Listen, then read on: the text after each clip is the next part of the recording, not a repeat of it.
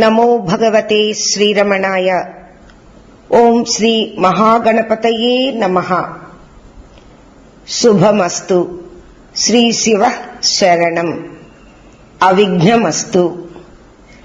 శ్రీ శివభక్త విలాసము శ్రీ శ్రీ శ్రీ ఉపమన్యు మహర్షి ప్రోక్తము. 1. శివభక్తి ప్రశంస. శ్రీ మహాగణపతి అయిన విఘ్న వినాయకుని ముల్లోకముల తల్లి అయిన పార్వతీదేవి స్వహస్తములతో ఆత్మ అనే తెరపై రచించిన ప్రపంచము అను చిత్రమునకు ప్రకాశించు మణి మకుటమై శోభిల్లు ప్రథమ పూజ్యుని సంకల్ప సిద్ధికై శిరసు వంచి నమస్కరిస్తున్నాను. శ్రీమాత త్రిపుర సుందరి ఎడమ తొడపై కూర్చుని ఆమె వక్షముపై అలంకరింపబడి ఉన్న వికసిత పద్మమును తన తుండము చేత ఆడుకొనుచున్నట్టి విఘ్నములనే మదపుటేనుగులకు సింహము వంటి వాడు అయిన విఘ్నరాజునకు సాగిలపడి నమస్కరించుచున్నాను. అనాది మిథునము ఆది దంపతులు అయినట్టి శివ శివానీల ఒడులలో క్రీడించుచు పరవశంతో ప్రకాశించు కుమారస్వామిని ప్రేమతో ఆరాధించెదము. జన్మాంతర వాసనలనే పెను చీకటికి కోటి సూర్య ప్రభాభాసమైన శివభక్తుల పద కమలములయందలి ధూళి రేణువులను నిత్యము నేను శిరస్సున ధరించుచున్నాను. శ్రీమన్నారాయణుడు, బ్రహ్మదేవుడు, సూర్యుడు, సుబ్రహ్మణ్యుడు, హయగ్రీవుడు మొదలైన వారికి, ఉపమన్యువు మొదలైన మునులకు మేము సదా నమస్కరించెదము.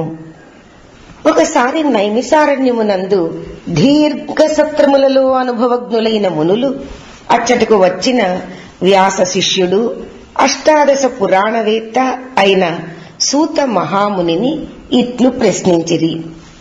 ఓ సూతముని, నీవు సకల పురాణములను ఔపాసన పట్టిన వేదవేత్తవు. మమ్ము కొన్ని సందేహములు వేధించుచున్నవి. వానిని తీర్చుటకు సర్వశ్రేష్ఠుడవైన నువ్వే తగి ఉన్నావు. అవి ఏమనగా, వేదాంతమునకు, మంత్రములకు, కర్మలకు, బోధవాక్యములకు, మహావాక్యములకు పర్యవసానము ఎక్కడా? అనగా వీని ప్రయోజనము ఎక్కడ సిద్ధించును? ఈ ప్రపంచమునకు కారణమేమి? వేదాంతములో ప్రతిపాదింపబడిన ఆత్మవిచారము యొక్క అర్థము తెలిసినను కర్మ యొక్క బంధము ఏల వదులుటలేదు. ఈ విషయములన్నీ వివరించి సంపూర్ణముగా తెలియచేయుము. నీకు నమ్రులమై ఉన్నాము.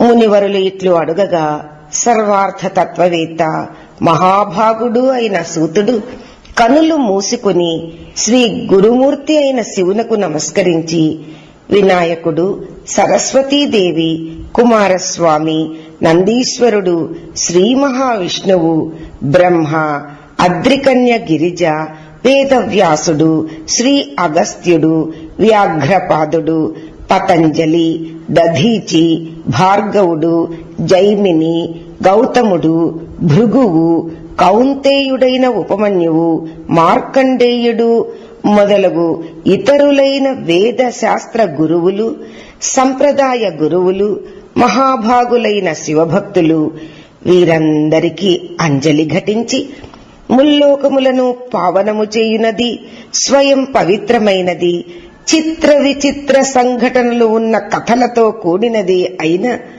భక్త విలాసము అను పురాణమును పూర్వము ఉపమన్యువుచే ప్రవచింపబడిన దానిని చెప్పుటకు ఉపక్రమించెను. శ్రీ సూతుడు: మునివరులారా, ఏది విశేషముగా వినదగినదో దానిని చక్కగా అడిగితిరి. కైలాస పర్వతమున ఒకప్పుడు ఉపమన్యు మహర్షిచే చెవులకు ఇంపైన రీతిలో హృదయమును కరిగించు శైలిలో చెప్పబడిన దానిని నేను స్వయముగా వేదముల, ఆగమముల, పురాణముల, సకల మంత్రముల సారమైన దానినిగా గురుముఖతః ఏ విధముగా విని ఉన్నానో దానిని సద్గురుడు నా బుద్ధిని వికసింప చేసినంత మీకు వివరించెదను. సముద్రమంతా నీరే అయినప్పటికీ అలలు, నురుగు, బుడగలు ఇట్లు అనేక రూపాలుగా కనిపించినట్లు ఒకే మహేశ్వరుడు అనేక రూపాలతో వెలిగే లోకంగా వివర్తము చెంది భాసించుచున్నాడు. వేదములంతటా అధిష్టానము అనగా ఆధారము అయిన పరమాత్మయే ప్రశంసింపబడినది. వేదములో మొదట గానము చేయబడిన స్వరమే వేదాంతమునందు పటిష్టముగా ప్రతిష్ఠింపబడినది. సకల స్వరములకు ఆధారమై తానే ఆ రూపములను ధరించి తాను మారక ఉండు ఆదిస్వరమునే వేదములు స్మరించుచున్నవి. ప్రకృతి లీనమై ఉన్నప్పుడు ఆ స్వరమునకు పరమైన వాడు పరమేశ్వరుడు. అనగా ప్రకృతిని అతిక్రమించినట్టి ప్రకృతి అణిగిపోగా శేషించడి స్వరమే ఈశ్వరుడు లేక ఆత్మ. యో వేదాదౌ స్వరః ప్రోక్తః వేదాంతే చ ప్రతిష్ఠితః తస్య ప్రకృతిలీనస్య యః పరః స మహేశ్వరః. కైవల్యోపనిషత్. సర్వ గ్రంథములు అతనినే స్తుతించుచున్నవి. బ్రహ్మవాదులైన సనకాది విప్రులు అట్టి పరమేశ్వరుని భక్తినే ఉపాసించి అతడు ప్రసాదించిన జ్ఞాన విజ్ఞానముల చేతనే అతనిని తెలుసుకొని తమ సందేహములను నివృత్తి చేసుకొనిరి. ప్రపంచము నిత్యమా అనిత్యమా? శివుని కంటే జీవుడు వేరా కాడా? జ్ఞానము వలన ముక్తి ఉన్నదా లేదా? ఆత్మ లేక నేను అనగా లేక వేరేదైనా వస్తువా? ఇటువంటి సంశయములన్నీ జ్ఞానదాత అయిన గురువు సాక్షాత్ దైవమే అను భావము కలుగనంత వరకు నశింపవు. శివుని కంటెను గురువే అధికుడని శ్లాఘనీయుడని శాస్త్ర నిర్ణయం. నగురోరధికం నగురోరధికం శివశాసనతః శివ మమ శాసనతః అని శివుడే కదా పార్వతికి స్కాంద పురాణమునందు చెప్పినది గురుగీతలో. అట్టి గురువును మానవునిగా పరిగణించుట వలన సంసార భ్రాంతి నశింపక నిత్యమగును. ప్రకృతికి వశమగుట చేతనే అనిత్యములు అసత్యములు అయిన జాతి వర్ణ ఆశ్రమములలో తాత్విక బుద్ధి ఏర్పడక అహంకారమే కొనసాగును. ఈ మలిన దృష్టి అసంఖ్యాకమైన వేదాంత వాక్యములు వినుట చేత వల్లించుట చేత నశింపదు. ఈ భావనను నివారించుటకే బ్రహ్మజ్ఞానులైన మహాత్ములు చిరకాలము నుండి ప్రయత్నించుచున్నారు. ఇట్టి నివారణ ఉపాయములను గూర్చి అవివేకులు అనేకమైన పద్ధతులను చెప్పుదురు. కర్మ మార్గమును కొందరు బలపరచగా మరికొందరు తపస్సే కారణమందురు.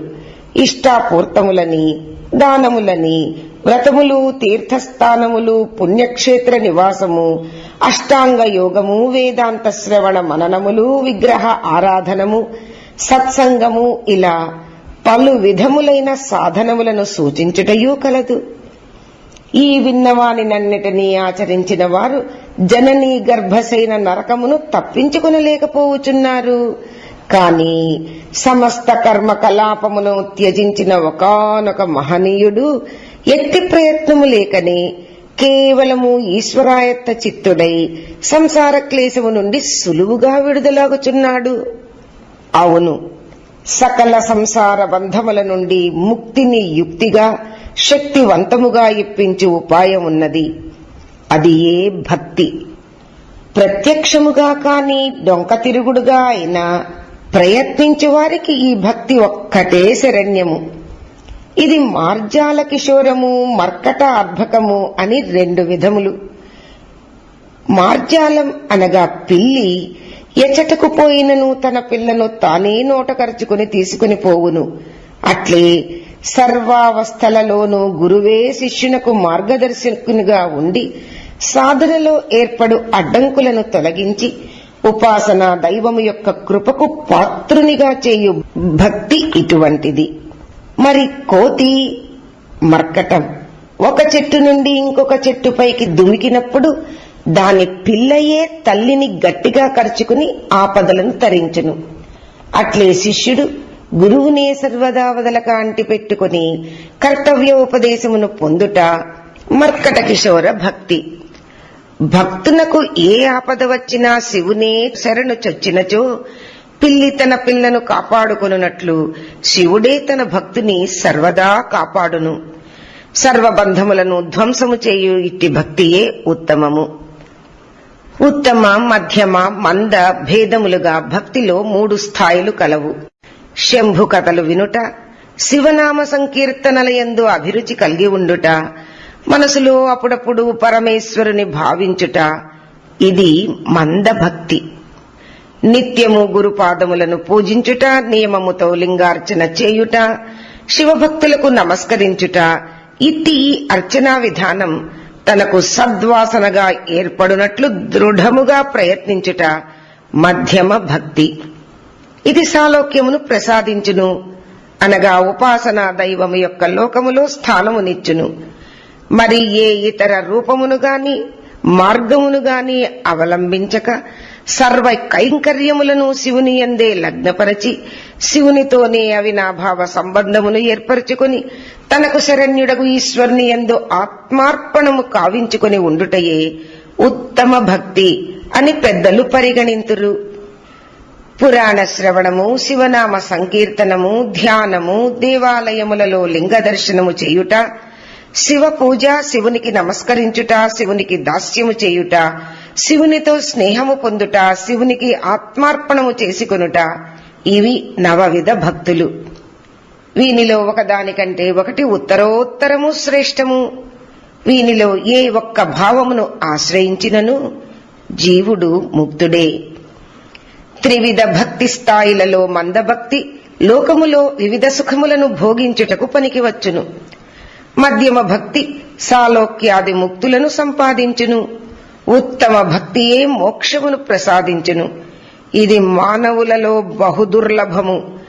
బ్రహ్మ మొదలు గడ్డిపరక వరకు గల జీవరాశులలో ఎక్కడెక్కడా అవగించంతైనా ఆనందము గోచరించునో దానికి శివభక్తియే కారణము అని గ్రహించవలెను. తత్వతః ఇది గుర్తించిన వాడు బంధములను తెంచుకొనును. ఇతర దేవతల యందు కలిగిన భక్తి మందభక్తిగానే పరిగణింతురు. మందభక్తి మధ్యమ భక్తి వలన, మధ్యమ భక్తి ఉత్తమ భక్తి వలన అతిక్రమించబడుచున్నవి. కనుక మోక్షకాములగు వారు ఉత్తమ భక్తిని అందవలెను. మార్కండేయుడు, ఉపమన్యువు, విష్ణువు, నందీశ్వరుడు, అగస్త్యుడు వీరిచే ఉత్తమ భక్తి భజింపబడును. వీరికి ఈ జన్మ చివరిది. జాతి, గుణము, క్రియలచే భేదము గోచరించు వరకు సాధకునకు శివుని యందు ఉత్తమ భక్తి ఏర్పడదు.